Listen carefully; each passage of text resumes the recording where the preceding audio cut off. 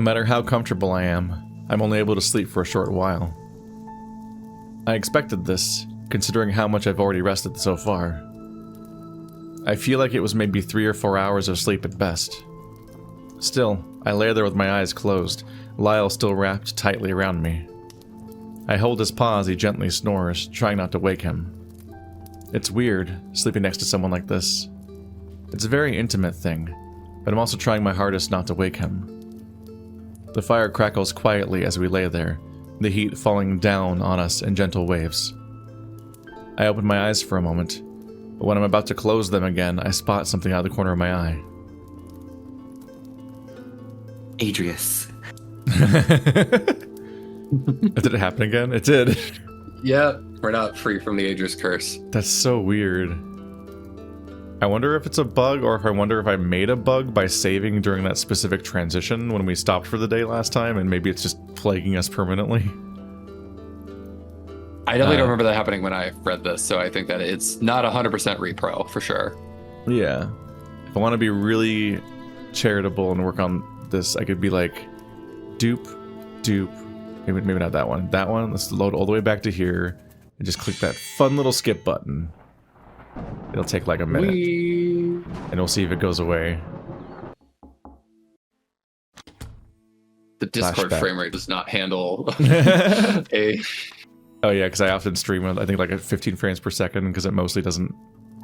Yeah. Frames technically don't apply most of the time. Look at his eyes go. Just the eye wobble. Alright. Yeah, it looks like that fixed it. I open my eyes for... Nope. Oh, never mind. Weird. I wonder what that is. Through the gaps in the trees, I'm able to see the entire sky is lit up with a bright blue and green light. Each ray dances through the night sky, casting a colorful glow over each star. It's as if the sky had caught fire, engulfed in blue flames. Lyle. I nudge his arm with my elbow, trying to wake him carefully. Lyle! Punch him in the face. I feel him jolt, and he rises in his reclined position. What is it? He's alert now, his ears tilting side to side as I roll over to look at him out of the corner of my eye. Look at the sky. He looks up with a smile, and a smile graces his face. Oh. The Aurora Borealis. What's happening with it? This always happens during this time of year. I almost did a Simpsons voice there. May I see it? All the Northerners know exactly. All the Northerners know them as the Flames of Tigran. They're pretty, huh? Yes, they are. He rests his paw down by my forearm, but I pull back and have him hold my hand. He lays back on the bedroll, and I lay down on top of him. His big furry chest is one of the nicest pillows I've ever used. The North is more different from the West than I thought it would be. So many traditions and odd phrases I've never heard of. Which traditions? Which odd phrases, or do you just mean the Flames of Tigran? I think back to when Lyle was enraged earlier and started yelling in what sounded like a different language. Earlier you were speaking words I've never heard before. Edipol. It was like some old Lyrian language. He takes a moment to answer and clicks his tongue against the roof of his mouth. It's actually a language that predates Lyre. It eats Lyre. It's called... Man. Lyrian.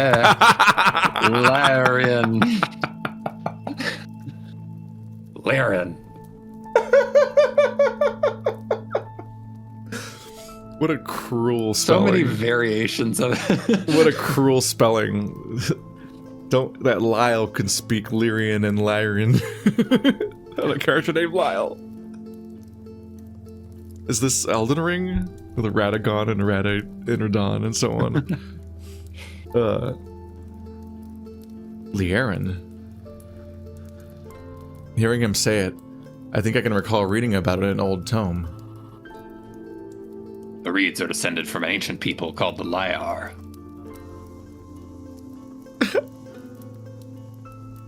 Just another variation of a name that sounds like the word liar.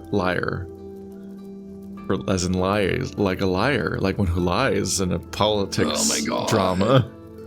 So many double meanings. Is that why the kingdom was named Lyre? There's been some controversy around the idea, but it's what most people believe to be true. What? If the kingdom is named after the old people, then why is the new language named after the kingdom that's named after the old people and not just the original language, which was the language that those people spoke, which sounded almost the same? That's weird, right? I'm trying to think. I feel like there are other fantasy settings where, yeah, the ancient people are more clearly distinct. Like, in some way. There's just something circular going on here where the new language is named after the kingdom, but the kingdom's named after the old people, and the old people had their own language, which also had almost the same name, but it's not named after that language. I'm thinking of like every Zelda game that has like a different ancient civilization that was lost, and it's always like some kind of keyword that it's like oh that word, oh geez. They were so hooked to that idea that Tears of the Kingdom spontaneously forgot Breath of the Wild already had an ancient kingdom and just wiped that from existence. An even more ancient kingdom. And added a different ancient kingdom. The Sheikah are never mentioned again in Tears of the Kingdom, and it's so weird. Right. Because they were everywhere in the last exactly game, what I'm talking and you're in about. the same continent. You get the Sheikah, and it's like, Sheikah, ooh, like chic, like... The language isn't commonly used anymore, but the reeds still teach it for certain reasons. Reasons mostly rooted in tradition. He mumbles this as his cheek presses into the bedroll.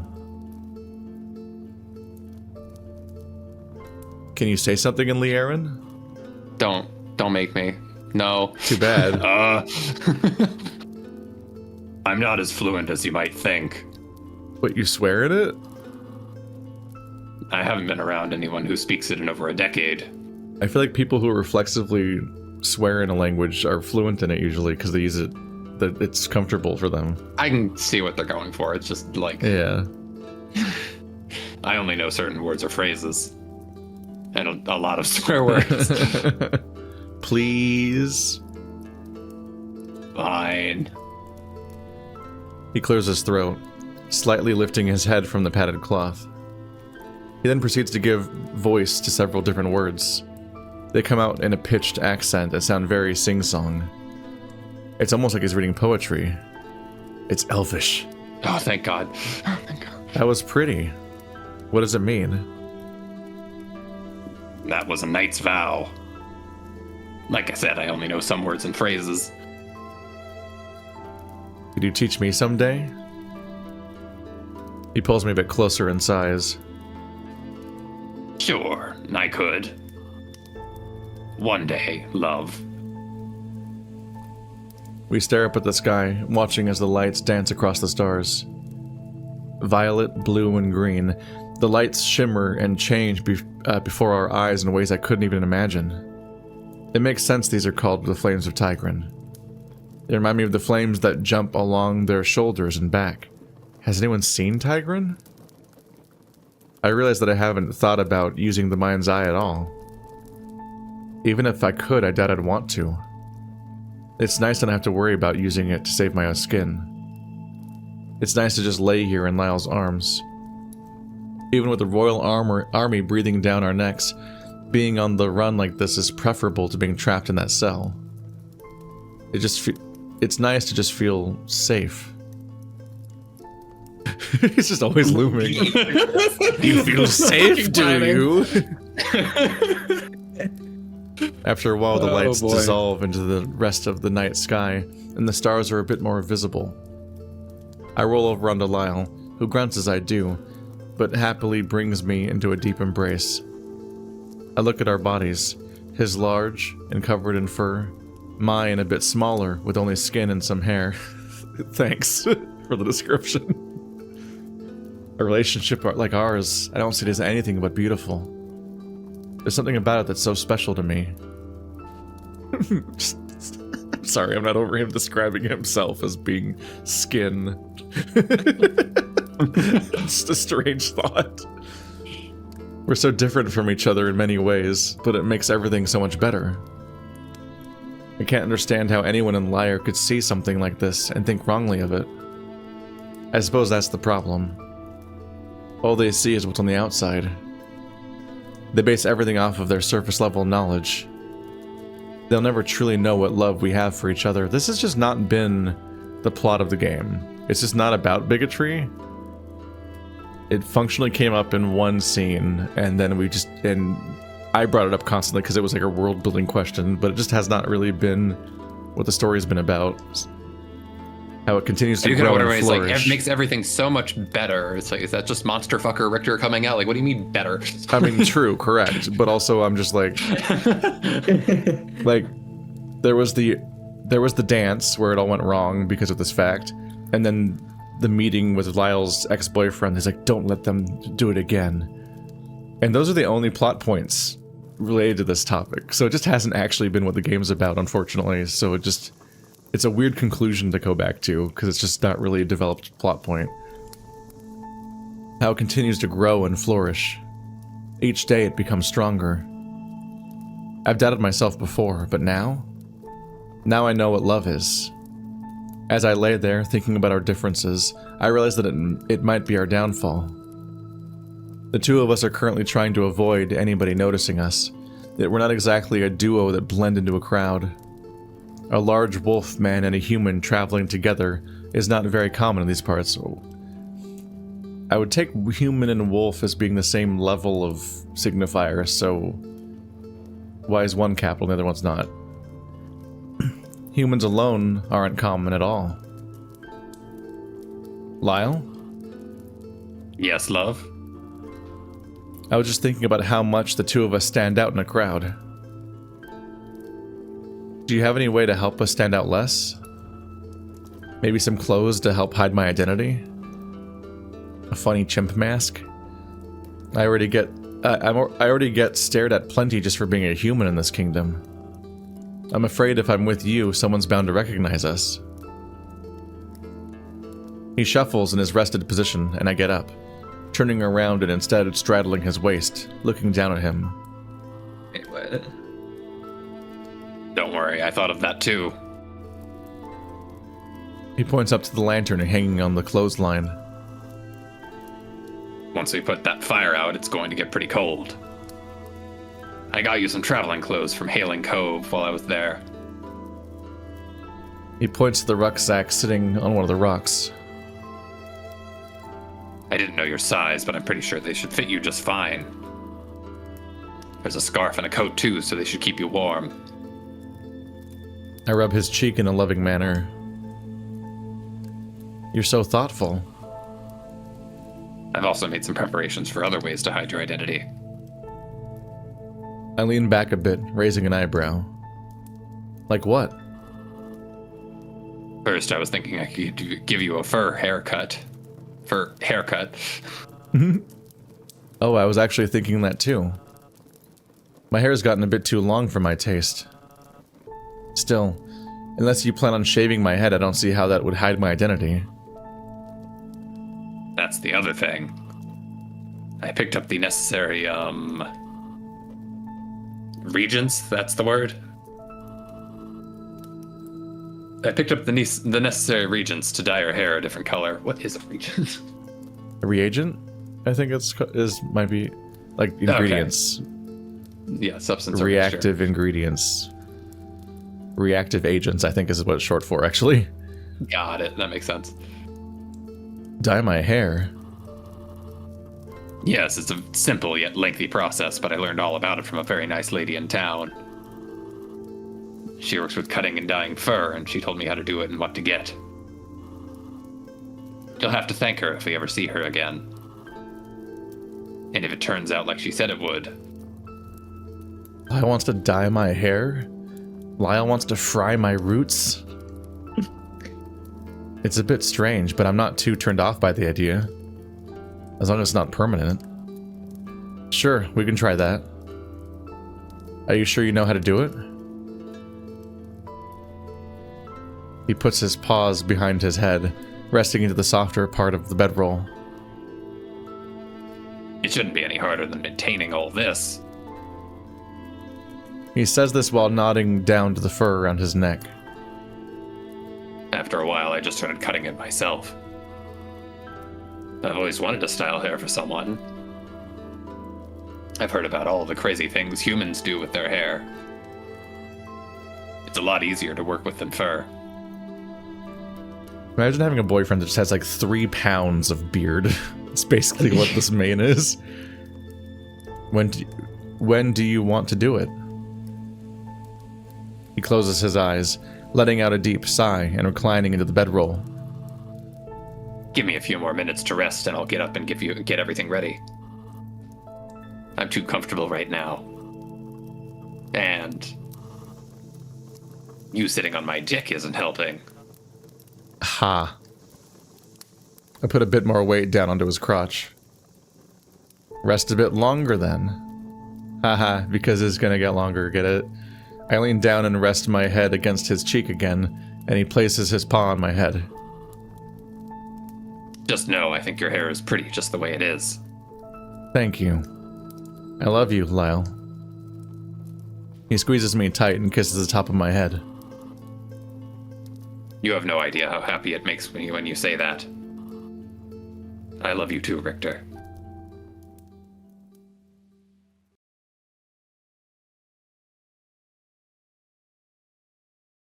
Adrius. That bitch.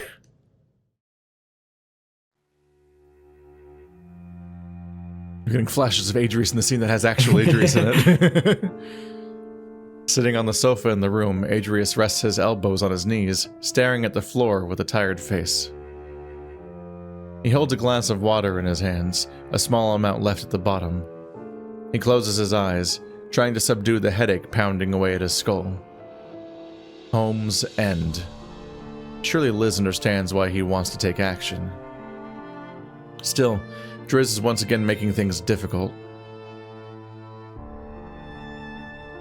Another painful bout of pressure beats at the side of his head. Richter. It's only a matter of time before the Heart's cavalry track them down and capture them. Time that Adrius will enjoy. Still, Adrius keeps asking himself the same question over and over. How did Richter know the passage behind the fireplace? And his eyes. The way they change color in the dungeon. Somehow. Still not clear on how that works given that time freezes. He's hiding something. Those eyes weren't just changing color. They were unlike any eyes he had ever seen before. Completely different from being angry at him. It's different eyes. Each pupil was shining as if lit with an unnatural flame. Okay, glowing goes beyond changing color. I feel like that should be the predominant description of what they're doing then. They pulled him in like a whirlpool. Adrius takes a sip of water, tipping the glass back and emptying it down his throat. Knowing of the fireplace was advantageous, but there was something else that helped him.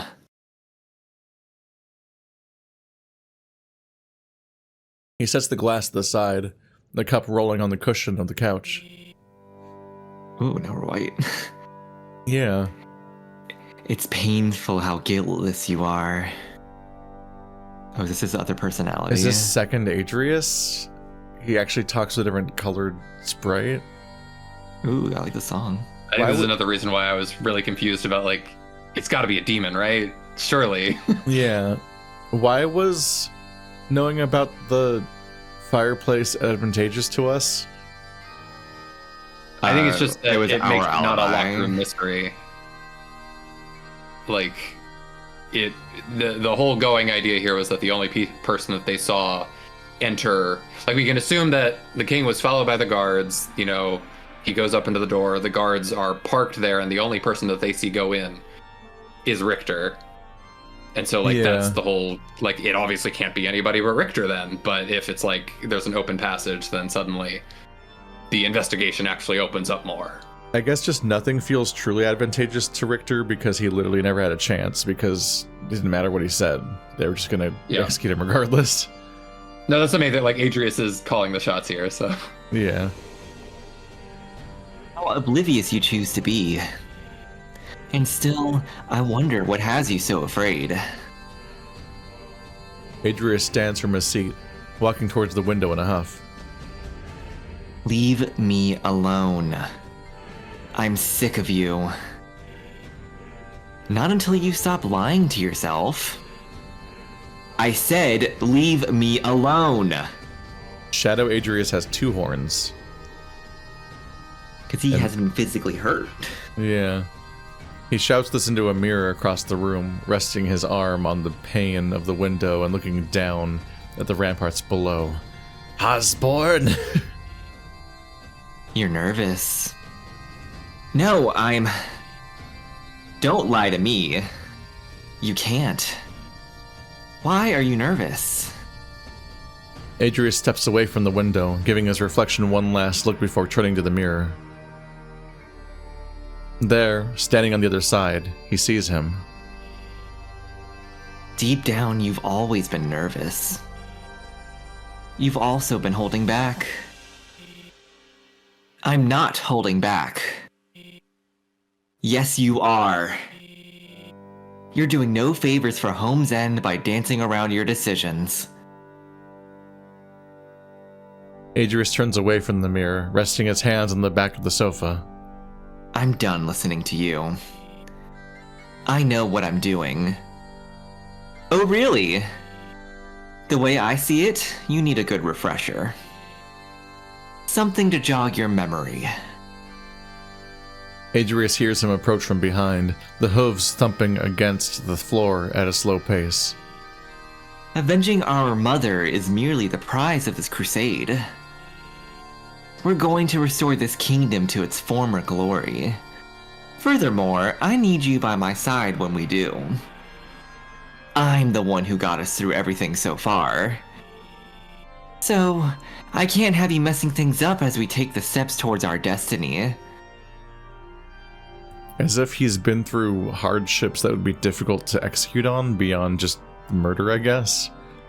He's had all the power the whole time. Adrius grips the cushions, getting angrier by the second. After how you handled the situation with Father, I'd say it's you who's sabotaging everything. After what you did... Adrius whirls around, facing the mirror once more. Okay, so Adrius... I was thinking that it makes completely aware. Yeah, I was thinking before that it makes the murder less interesting if Adrius is just blameless. But not only is he blameless, he also knew the whole time that he does have a split personality, so he never suspected Richter. So it's also not the thing where he doesn't know about the split personality and suspects Richter genuinely, which would be kind of interesting for him to genuinely be... He's just setting him up, knowing he did it. Yeah, because that just takes it back to the original thing where it's like, obviously Adrius was always guilty and Richter wasn't. But Adrius knew the whole time, because of course he would. But also he gets to be kind of blameless because it's not him. Alright. Adrius whirls around, facing the mirror once more. After what we did, I'm tired of your delusions and your denial. Betrayal never comes from your enemies, but from those closest to your heart. I thought Oh. They switched with each other. Yeah, now he doesn't have the horn. Yeah, but specifically, the hornless one is gray. So it's like now the real Adrius is inside the mirror, and the other one is taking control, I guess, is why they switched colors. And they switched to which one's in the mirror. And from those you hold back, or who hold you back. That was a necessary step that we took towards a brighter future. You're wasting our time by postponing everything. I don't know what his motivation is, like what he thinks he's accomplishing by becoming king in some urgent way, because I don't know what the politics of the setting are, or what the state of Lyre is, so we don't really have context for what he's working towards, supposedly. I think it really is just as simple as what they were talking about in that meeting. It's just he is going to purge the crime. Because All he's crime. Adrius. He's going to somehow end the concept of brigands in the wilderness. He takes a deep breath, then exhales, blowing it out of his mouth in an exhausted manner. Everything will be fine if you just let me help you. Before we can do that, however, you need to kill that part of you that's holding us back. I'm confused. I thought One Horn Adrius was the more innocent one. But now the One Horn Adrius is like, let me corrupt you, you just need to give in. I think we just flip-flopped on who's being... I think the mirror is consistently doppelganger Adrius and not... And they just swap appearances, making the signifiers useless? That's wild. I don't know if that's intentional or what. I don't know. That's like 101 is if you have a weird copy or a weird, like, fake mirage reflection version, you have like some signifier that lets you tell which one's is which. So they've already I was swapped latching onto the both, so pupil. both their visuals are useless now? Weird. I've seen you discard it before, so there's no issue there. He tuts while shaking his head. Had I known you were going to be such a problem, I would have never put our ambitions in the hands of an ingenuous fool like yourself. Ingenious. I think. Ingenuous, he means like disingenuous, I think. So super genuous. Adrius turns on his hoof and walks back over to the couch, his face twitching with anger. Ingenuous means innocent and unsuspecting. Never even heard that word before. Yeah. Well, I guess, disingenuous would mean that you're... Well, that would mean like... So, ingenuous would mean... Yeah, I guess so. I always think it was just like genuine is the opposite of disingenuous. Whatever. English language lessons with Keith. You're the fool here. And yet here you stand. Weak and spineless, just like him. Now they both have one horn. Just like father. Shut up! Adrius reaches down, grabbing the glass and turning around, hurling at the mirror. Jesus. The glass careens into the mirror, bursting through the reflective surface with a crash. Some shards fall to the ground, yet the mirror mostly remains intact. Several reflections appear before him, showing different parts of his face or body, depending on the angle. It's hard to see them through the tears. There's a quiet knock at the door which snaps him out of his state of shock.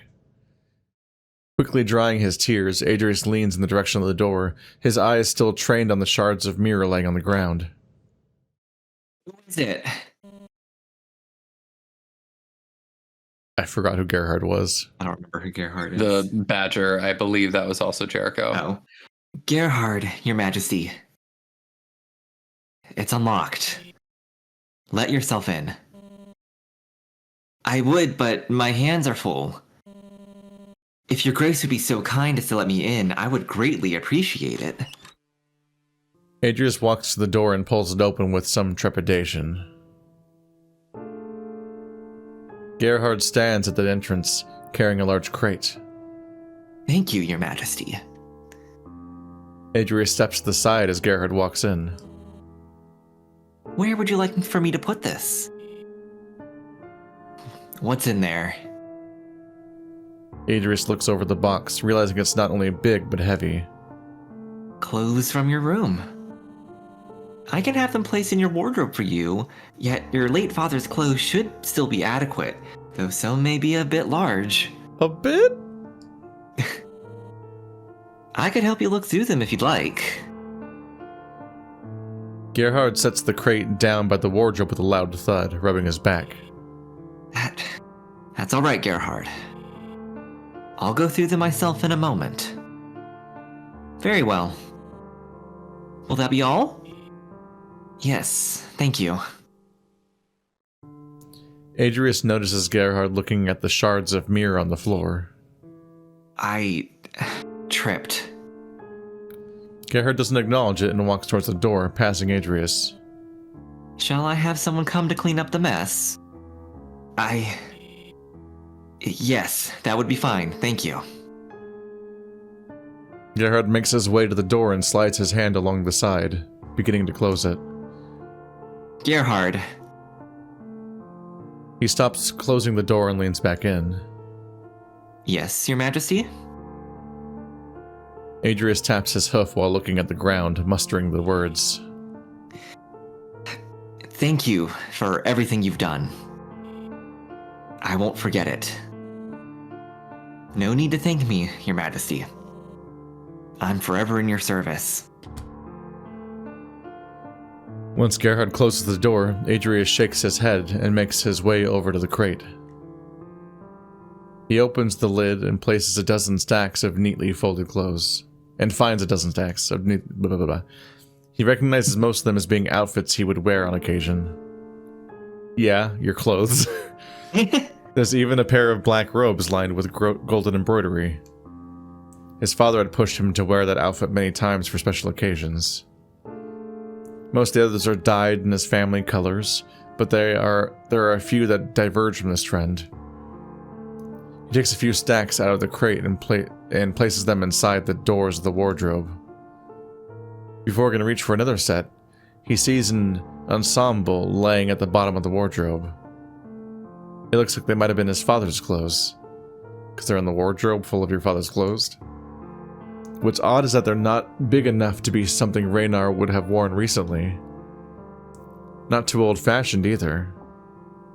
There's another knock at the door as Adrius sets the outfit on the sofa.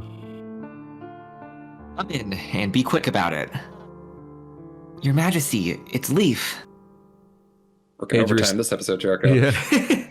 Adrius turns to the door, cocking an eyebrow. Leaf? Come in. Leaf pushes the door open and shuffles into the room timidly. Adrius. What is it, Leaf? I assume this has something to do with the prosthetic you commissioned. I didn't think I would be hearing back from you until then. Leaf folds his wings together, wringing them slightly as he stutters out the words. Yes, the prosthetic is finished and ready. Plated with gold and perfect weight. Excellent. Where is it? It's, there's something else I need to tell you. Adrius sits down on the sofa and pinches the bridge of his nose. What's wrong? Your voice always trembles like that when something's wrong. Leaf bounces his leg as he stands there, nervously fidgeting with his gloves. You bounce your leg while standing up. Go ahead and spit it out. Adrius, I'm so sorry to have to tell you this. I tried everything I could, but after the initial treatment, it's out of my hands. There's truly nothing I can do. Adrius slams his hands onto the cushion of the sofa, standing up and shouting at Leaf. He walks towards him, which causes Leaf to take a few steps back. Tell me! After a week of tests and research, I've come to a dreadful conclusion. You have bonitis. Your antler will not grow back. The room falls completely silent. The two of them stand there like statues, not moving a single muscle. Leaf's weak voice finally breaks the silence, the noise hitting the walls and clinging to them. Adrius? Adrius turns calmly and walks back over to the sofa, sitting down on it. He runs his hand over the vest of the outfit resting on the cushion. He takes a deep breath and speaks. Tell Liz to come and see me at her convenience. I need to send some letters. So why won't it grow back? Trauma, I guess? Because the other one's gonna fall off at some point for winter. Yeah, but I take it that it snapped off in a way where it like damaged how it would grow Like in the first place. maybe inside. Or like snapped off that part of his skull a little bit or something. Maybe. I know that he was like poking and prodding at him to like test it. Yeah, this has been a thing.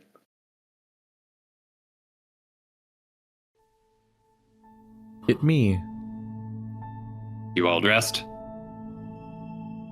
I holler over my shoulder at him, stuffing the clothes I was previously wearing into the bottom of the rucksack so they're out of the way. Yes, just putting away my clothes. These are really comfortable. I'm glad you like them.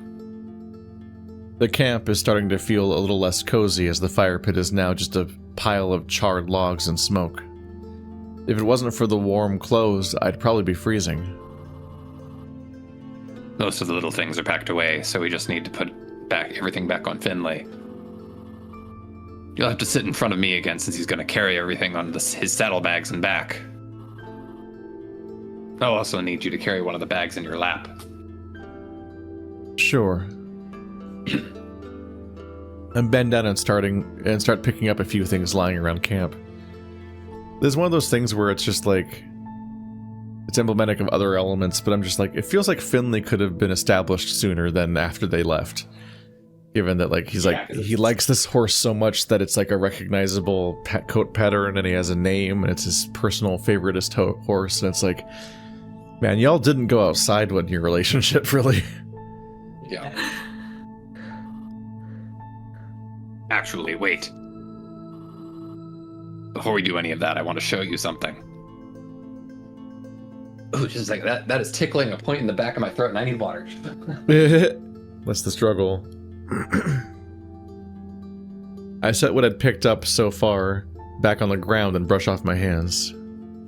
He doesn't move and stares at me until I break the silence. What? Sorry, I'm just admiring your hair. I don't mean to brag, but it looks a lot better than I thought it would. I wish I had a mirror, but I'll take your word for it. Lyle walks to the edge of the camp, stopping at one of the trees.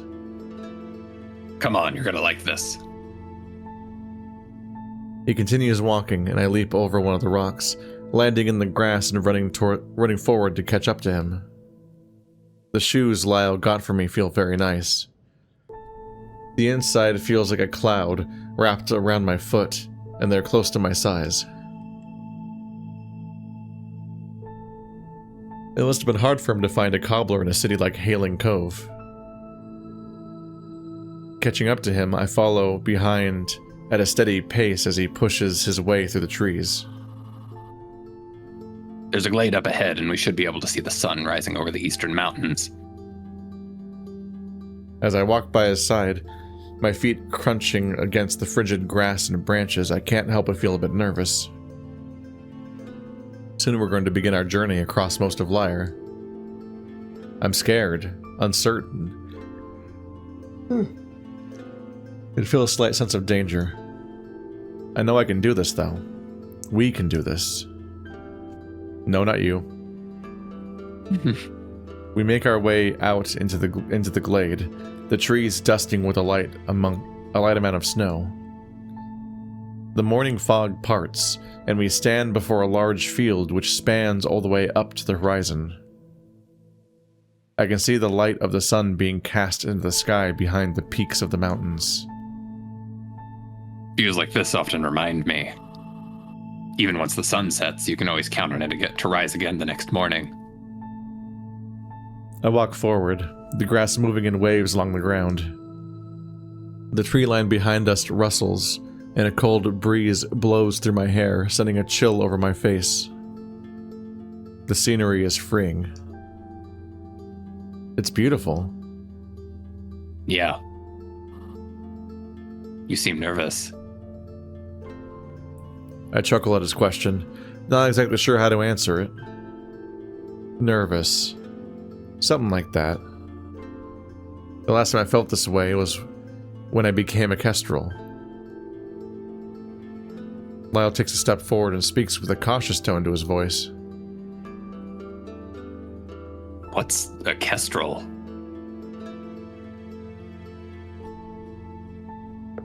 I open my mouth as if to give an answer, but come to the realization that I don't have a reply.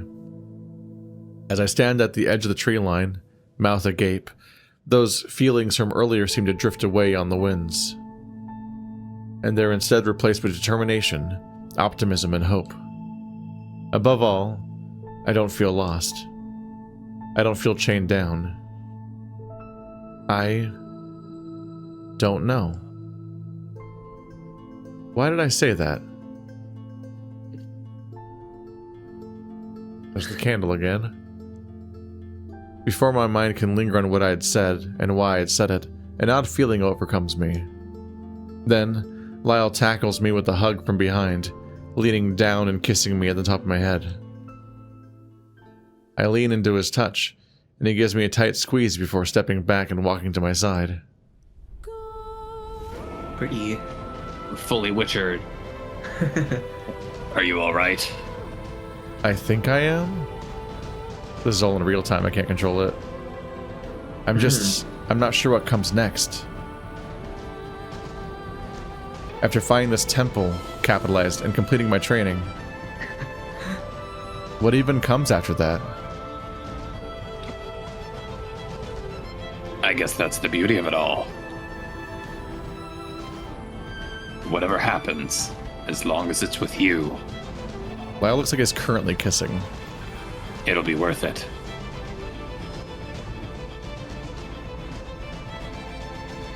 Mwah. There he fucking is. You know he had to do it to you. The last shot. Outmog everybody, as per usual. It's so gold. Just literally, like, that was the real, you know, he's been following us in our UI, but like that moment, Did that you was just his say it? real, like, oh, you thought you had a good outro? Haha. Here's mine. Fuck you. Here's a whole drawing just for these 3 seconds. Did you say outmog? Yeah. Is that not what the kids say? I still don't know what mogging means. It's like your face card is beating everyone else's. Orion. I'm gonna need And- like footnotes on that footnote. What does that mean? It means that you're showing everybody up because of how good you look. Okay. Wig? Yeah, Yeah, you noticed. exactly. I don't know what that means.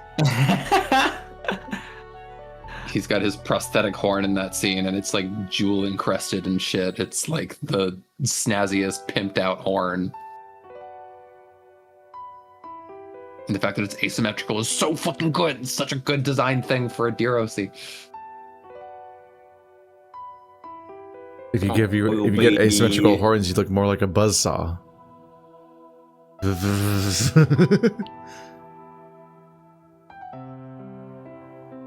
Check out all them patrons.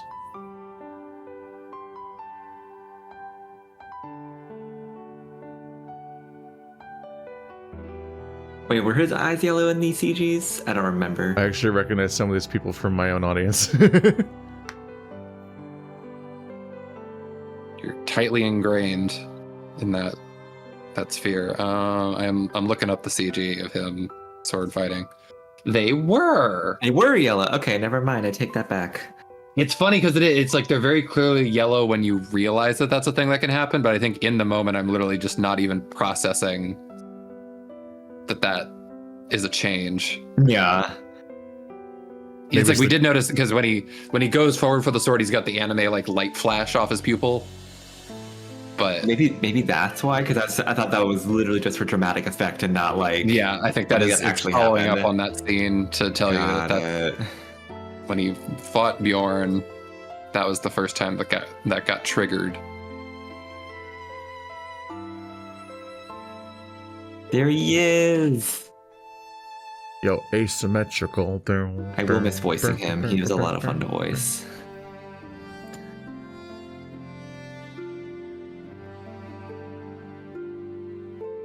The wolf among the horns.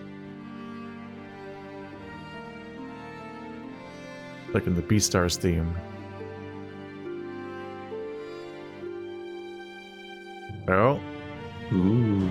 There's the logo and the CG and everything. Like, the production value is kind of off the fucking chain. That's a great background. Jesus Christ. Like, holy shit. The asymmetrical horns! There oh they yeah, are. it's part of the logo. Oh yeah. It's actually a different color.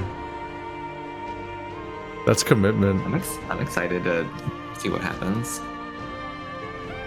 No, that's the thing. Like, regardless of how I feel about the writing, it's like, when Drizzt 1 comes out, you know I'm fucking reading that. Like, Yeah. I'm not, I'll be right I'm there. not waiting.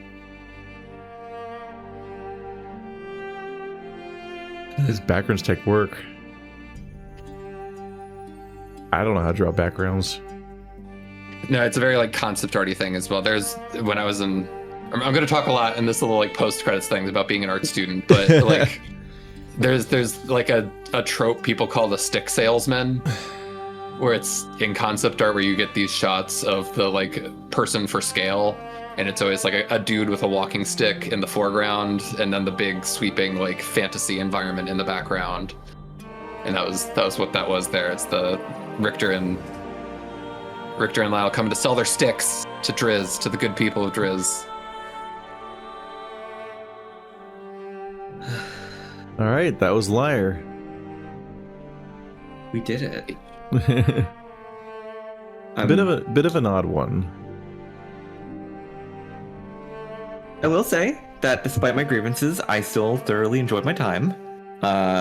Unlike, there's been some stories I've read where I just didn't want to read it anymore because I didn't like the writing. I could see things to improve because there's a good structure there. There were just some story beats and plot beats I think needed just to be tuned up a little bit to hit as hard as I think it wanted to. I think my biggest one is I assume that's a sleeper agent angle, because even once it's revealed, it's not followed up on, and it didn't leave me with any lasting impact. Yeah, I don't know what to do with that.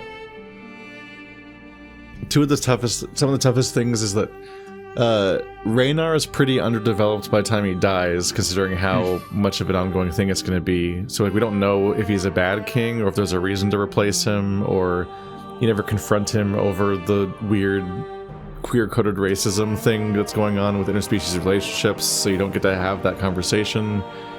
That itself is emphasized like it's a big deal, but actually doesn't play into the story at all, because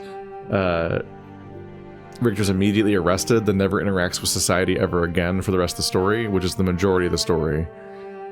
So his relationship with society is actually super irrelevant, and it doesn't actually matter what Lyrians think about relationships, because he's actually not roaming about and interacting with people for the entire story.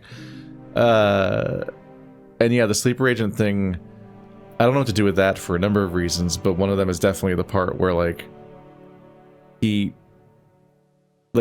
an avatar of Tigran. Does Tigran know he's also a sleeper agent? Is that I think it's part of implied Tigran? that he doesn't know parts about him, but he can't tell him. I think Like, that was alluded to when it's they like first He met. says that you're becoming more your own person, so I think Tiger knows everything. He's just Yeah. not saying shit. It's like, yeah. I'm just wondering, like, what causes somebody to pick a chosen one avatar who specifically is a double agent that doesn't know themselves? It's like, that's a very strange number of identities and quirks to add to one character that we don't know what to do with, because we don't know the purpose of it yet. There's a lot of elements that when a story starts, you assume that all the elements are all going to come into play in some way, and in some cases we're left to just assume that and hope that still, because the story is technically not over. So there's a bunch of stuff that was around that kind of never ended up mattering. It's tough to and do it an might matter anthology like next that. time. It's unclear. It's like Kadaj even is like a character where it's like, what did he do? Like, he kind of didn't have a role in this game, but to seem like he would have a role. Like a red herring. Like, he mostly constantly was there to indicate that he might be significant. And then he just walks away, having not done anything really, besides being one of the people you might kind of think killed the king a bit. Because he's like, what if there was a red wedding tomorrow? That's crazy, right? And then you're like, what do you mean, Kadaj? Can you That elaborate? still is so please? crazy to me, because I'm like, I forgot that he talks to you at that. It's like, let's just think about that. Like, so he knows Adrius is going to kill his father. Like, that's the only thing he could be talking about, right? He very strangely heavily flags that basically that Raynar is about to get murdered in a way that's like, at least when you're genre savvy, it's impossible not to read it that way when he talks that way. But you're like, why is he? If it's his plan, why is he weirdly tipping his hand to me, a stranger? And if it's not his plan, which it wasn't, he didn't do it, then like, yeah, that implies he knows somehow. Which even that doesn't make sense because even Adrius didn't know he was going to kill his father. Like it's a thing. It's the thing the other Adrius did, which like I'm annoyed at the idea of there being two Adriuses just because it makes him less culpable and have less agency over his own actions. So it's like, oh, but the other one did it. But like, I guess he knows what that one does. It's not clear on how they switch or who's in control when or what exactly. But there's something going on there. Yeah. Liz to a large is extent, not a character.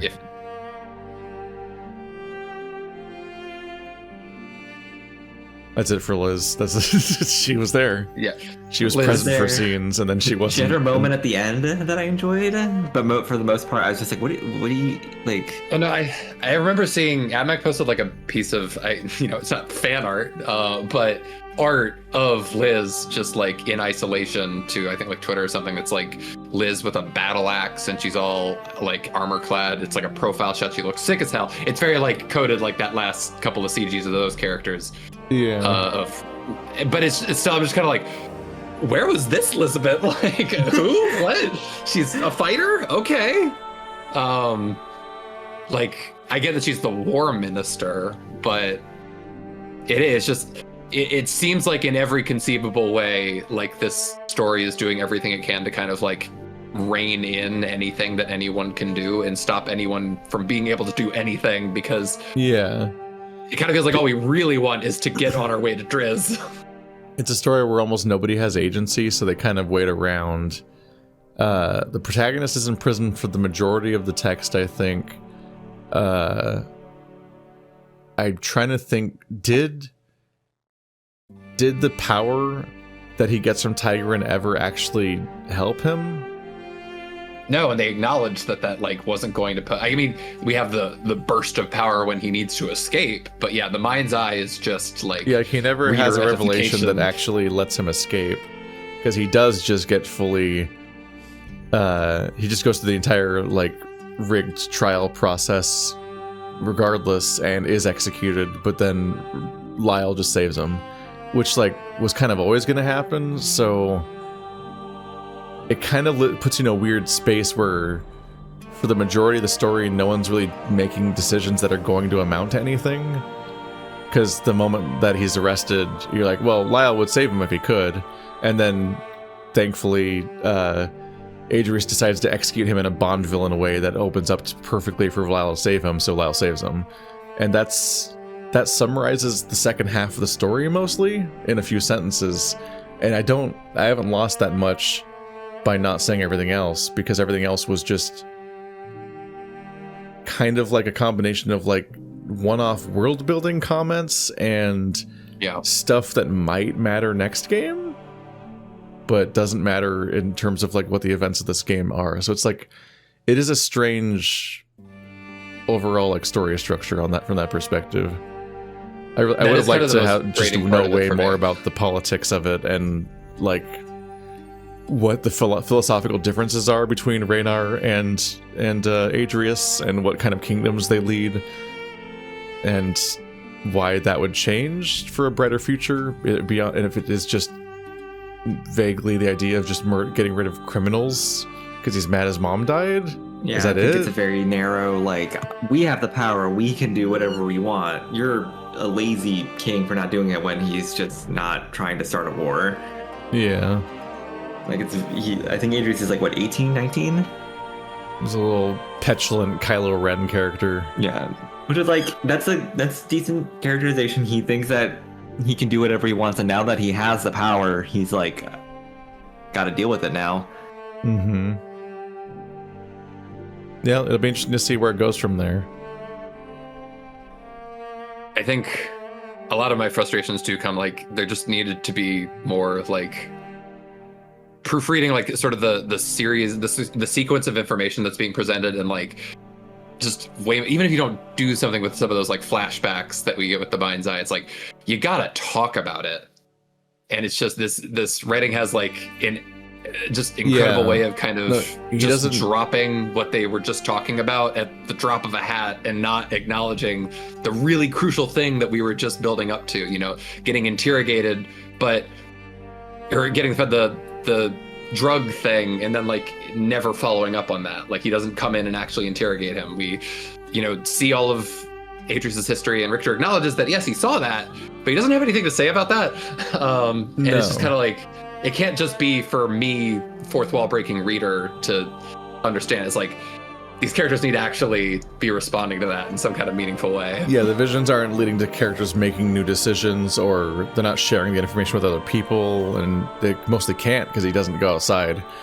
He went from not going outside to not being able to go outside.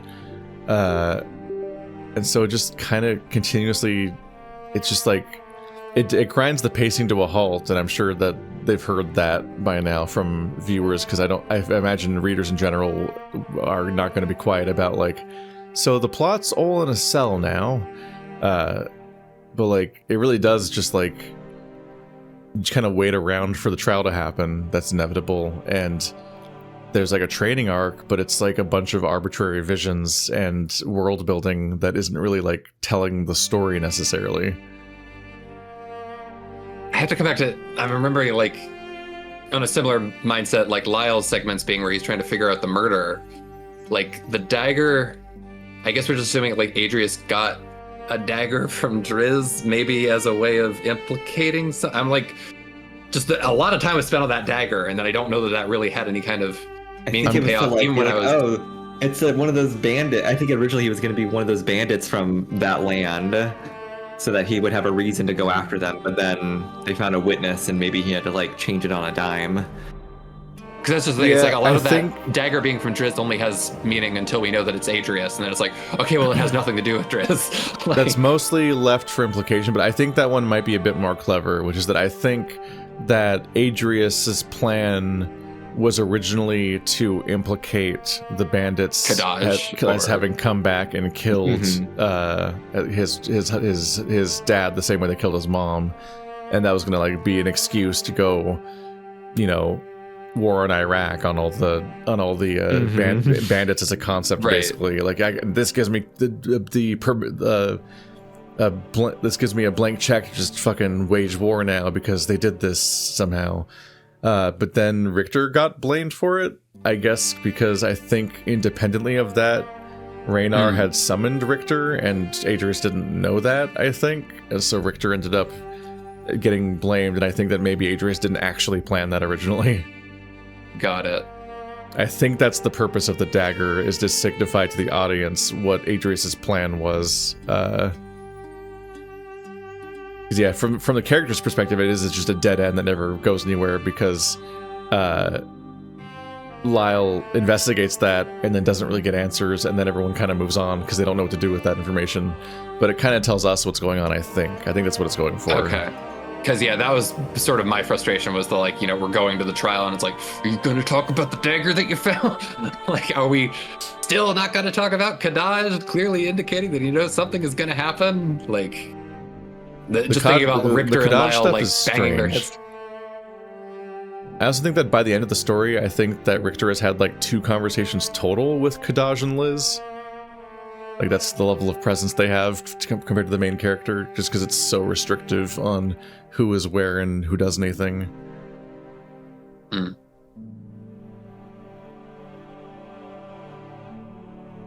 Well, I think that's it for this time. Thanks for watching, everybody. Thank you so much for having us. This was a lot of fun. Yep. Next That's game, Lyre. Maybe we'll go faster than a year. Bye. Bye. Farewell.